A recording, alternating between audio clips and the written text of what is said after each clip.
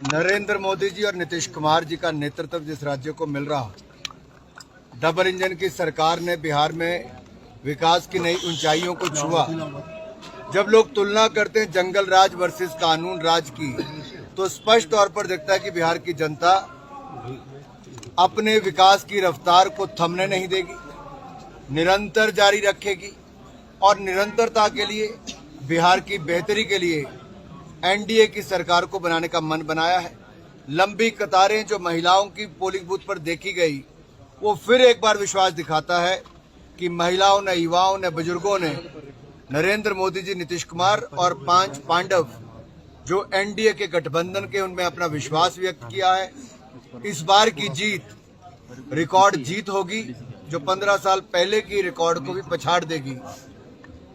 Sir, Mamata Banerjee, आप केंद्रीय मंत्रिमंडल में आपके सहयोगी रहे आरके सिंह ने 32,000 करोड़ के घोटाले का आरोप लगाया है, क्या कहेंगे? मुझे जानकारी नहीं है। सर, ममता बनर्जी कह रही हैं कि एक फ्रेज है वंदे भारत को, वंदे मातरम को लेकर, तो किस तरह देखते हैं ये बयान जिस तरह से ममता बनर्जी? मैं तो कई बार ये सोचता हूँ कि आखिरकार विपक्ष के नेताओं को बार बार अपने इतिहास, अपनी संस्कृति, अपनी उपलब्धियों को नीचा दिखाने की आदत क्यों पड़ गई। बंकिम चंद्र उपाध्याय, जिन्होंने वंदे मातरम आज से 150 वर्ष पहले रचित किया और जिसने देश के स्वतंत्रता सेनानियों से लेकर उस समय में सभी भारतवासियों को उत्तर से लेकर दक्षिण, पश्चिम से लेकर पूर्व तक एकजुट करने का काम किया, अंग्रेजी हुकूमत के खिलाफ जिसने नए प्राण फूंकने का काम किया हमारे स्वतंत्रता आंदोलन में, और जिसको 1950 में भारत के प्रथम राष्ट्रपति डॉक्टर राजेंद्र प्रसाद, जिनको हम प्यार से राजेंद्र बाबू सब लोग कहते हैं, उन्होंने को राष्ट्रीय गीत का दर्जा दिया। और आज नरेंद्र मोदी जी हैं जो उसको पूरे देश भर में गांव-गांव, शहर-शहर, युवाओं से लेकर नागरिकों को कह रहे हैं पूरे धूमधाम से 150वीं जयंती मनानी चाहिए।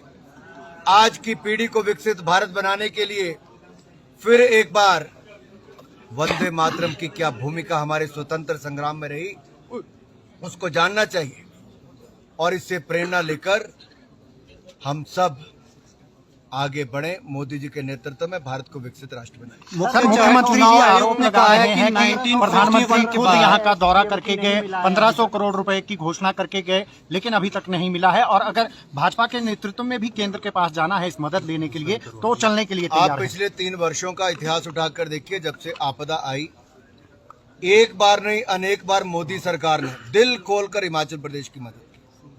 हजारों मकान पहले दिए, जो लगभग 13,000 मकान है, उसके बाद 93,000 के लगभग मकान दिए जो हमारे गरीब परिवारों को मिले। इसके अलावा हजारों करोड़ रुपए सड़कों को बनाने से लेकर प्रदेश का जो नुकसान हुआ उसके लिए दिए। राज्य की सरकार पूरा पैसा खर्च करने में भी कई बार विफल रही, लेकिन केंद्र की ओर से धन की कमी कहीं नहीं आई। इस बार भी प्रधानमंत्री जी ने स्पष्ट कहा है कि हिमाचल के लिए दिल खोल कर देंगे। जहां एक और पंजाब को 1600 करोड़ दिए, तो हिमाचल को 1500 करोड़ दिए। कहीं कोई कमी केंद्र सरकार से ना आई थी, ना आएगी। अगर कांग्रेस आई तो पहले इंडस्ट्रियल पैकेज केंद्र ने बंद किया था, हमारा विशेष राज्य का दर्जा वापस लेके जो 90-10 का था वो खत्म किया।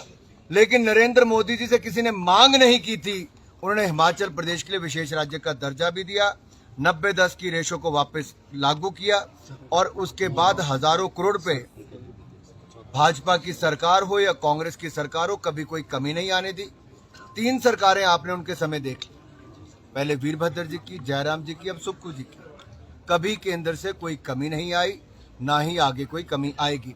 जहां तक आप मेडिकल की बात कर रहे थे, जायका के प्रोजेक्ट में, इतना ही स्पष्ट कर दूं, कोई भी एक्सटर्नली एडेड प्रोजेक्ट होता है तो केंद्र की मंजूरी के बिना नहीं होता, और उसमें क्योंकि जो लोन के रूप में पैसा आता है वो केंद्र की सरकार को वापस करना पड़ता है। उसका एक बड़ा हिस्सा जो लगभग 80% इस प्रोजेक्ट में है जायका का, वो भारत सरकार का जो मंत्रालय है, फाइनेंस मिनिस्ट्री, उसको वापस करना है। तो उनकी मंजूरी के बिना तो पैसा हो ही नहीं सकता। तो जब मई महीने में माननीय मुख्यमंत्री जी नड्डा जी से मिले तो उन्होंने गुहार लगाई थी कि इसको मंजूर करवाएं। उसके बाद नड्डा जी ने और प्रधानमंत्री जी ने इसको मंजूर किया है। जो वित्त मंत्रालय से पैसा आएगा, जायका का पैसा, और हिमाचल के स्वास्थ्य सुविधाओं के सशक्तिकरण और लोगों के उद्धार के लिए और इलाज के लिए। मुख्य चुनाव आयुक्त ने कहा है, बंटी हुई है। अरे सब एक साथ दिख रहे हैं भाई। ये 5 पांडव हैं जो एकजुट होकर कौरवों पे भारी पड़े। और फिक्र हमेशा मेरे साथ रहता है। भूषण ज्वेलर्स, अनमोल रिश्तों के लिए।